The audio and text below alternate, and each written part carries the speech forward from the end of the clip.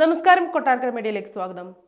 MA. Nishad സംവിധാനം ചെയ്യുന്ന ഒരു അന്വേഷണത്തിന് തുടക്കം എന്ന ചിത്രത്തിന്റെ ഫസ്റ്റ് ലുക്ക് പുറത്ത്. ബെൻസി പ്രൊഡക്ഷൻസിന്റെ ബാനറിൽ കെ.വി. അബ്ദുൾ നാസറാണ് ചിത്രം നിർമ്മിക്കുന്നത്. ഷൈൻ ടോം ചാക്കോ കേന്ദ്ര കഥാപാത്രമാകുന്ന ചിത്രം ബോംബെ, ഹൈദരാബാദ്, വാഗമൺ, കുട്ടിക്കാനം, കോട്ടയം എന്നിവിടങ്ങളിലാണ് ചിത്രീകരണം പൂർത്തിയാക്കിയത്. ഒരു ഇൻവെസ്റ്റിഗേഷൻ ത്രില്ലറാണ് ചിത്രം.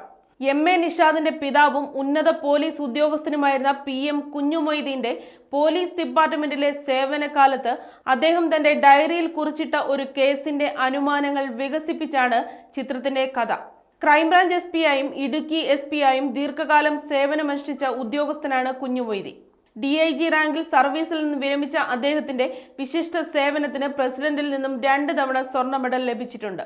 വാണി വിശ്വനാഥ്, സമുദ്രകനി, മുകേഷ്, അശോകൻ തുടങ്ങിയവരോടൊപ്പം സംവിധായകൻ എം.എ. നിഷാദ് സുപ്രധാന വേഷത്തിലെത്തുന്ന ചിത്രത്തിൽ ഏകദേശം 64 താരങ്ങളാണ് അണിനിരക്കുന്നത്.